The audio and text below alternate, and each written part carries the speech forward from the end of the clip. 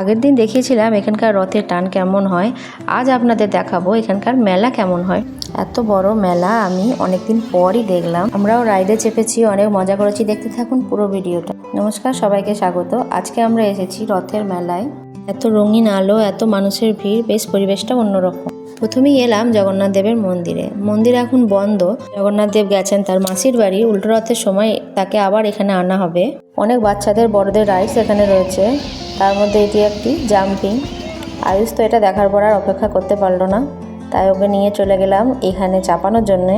দেখুন এখানে বাচ্চারা কত মজা করে, কিন্তু আমার একটু ভয় লাগে আয়ুষকে এখানে ছাড়তে। অনেক বাচ্চা তো, যদি লেগে টেগে যায়। এতদিন ছাড়তাম না, তবে এখন একটু বড় হয়েছে, স্কুলে যেতে শিখেছে, ওই জন্য এখন আবার উনি একটু পছন্দ করেন যেতে। তাই জন্য আমরাও এখন ছেড়ে দিই, ঠিক আছে যা। এত আনন্দ করে লাফাতে থেকে আমাদেরও খুব ভালো লাগছিল, তাই ব্যাপারটা একটু এনজয় করলাম দাঁড়িয়ে দাঁড়িয়ে।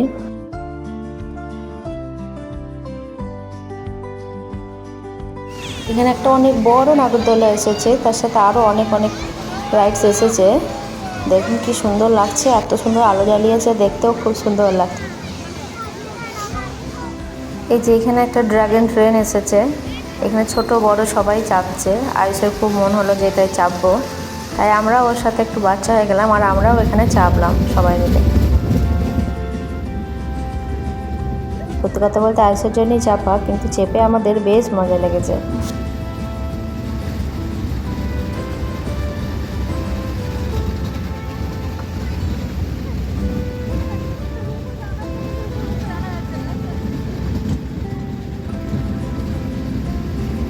এখানে অনেক রাইডস রয়েছে দেখছি, যেগুলো আমি আগেও দেখেছি, কিন্তু এটা আমার একদমই নতুন এবং দেখে এটা আমার একটু বেশ ভয় লাগছে, জোর ঘোরাচ্ছে।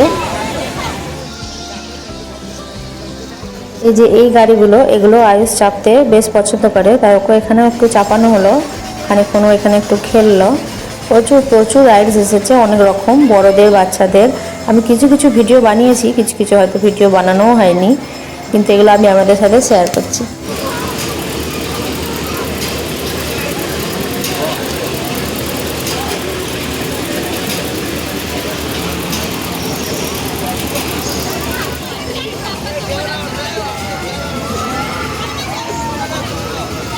তো নাগরদোলনাগুলো এত সুন্দর আলো দিয়ে সাজিয়েছে যে দাঁড়িয়ে দাঁড়িয়ে দেখতেই ভালো লাগছে, খুব সুন্দর লাগছে।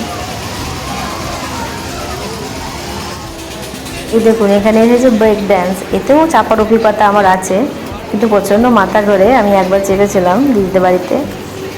এসব দেখতে দেখতেই বেশ অনেকটা টাইম কাটিয়ে ফেলেছি, তাই এবার গেলাম মেন মেলার দিকে। এই যে প্রথমেই আমরা এসেছি এই বাসনের দোকানে, এখান থেকে কিছু জিনিস নিয়েছি। এখানে সব 100 টাকার মধ্যেই, যা জিনিস আপনারা দেখতে পাচ্ছেন। মেলায় আসবো আর চুড়ির দোকানে আসবো না, এটা তো হয় না, তাই এলাম চুড়ির দোকানে। সামনেই শ্রাবণ মাস, অনেক চুড়ি এখানে দেখতে পাচ্ছি, নানা রকম, খুব সুন্দর লাগছে। আমিও কিছু চুড়ি নিলাম। প্রচুর প্রচুর দোকান এখানে এসেছে, আমরা আরও কিছু দোকানে ঘুরলাম। দেখুন এখানে জামা কাপড়ের দোকান, বাচ্চাদের খেলনার দোকান, মনোহারির দোকান, অনেক কিছু দোকান এখানে এসেছে, যেগুলো দেখতে বেশ ভালো লাগলো। কিছু আমি জিনিস এখানে কিনেছি নিজের সংসারের জন্য।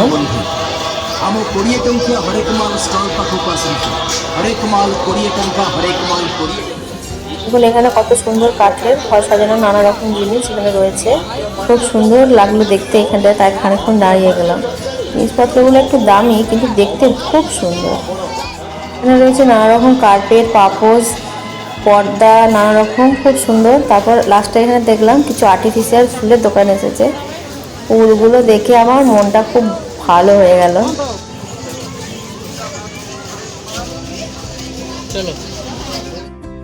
আমরা এলাম এই বইয়ের দোকানে। দেখুন এখানে কত রকমের বই পাওয়া যাচ্ছে, নানা রকম উড়িয়া ভাষার বই রয়েছে, অনেক বাচ্চাদের বই রয়েছে।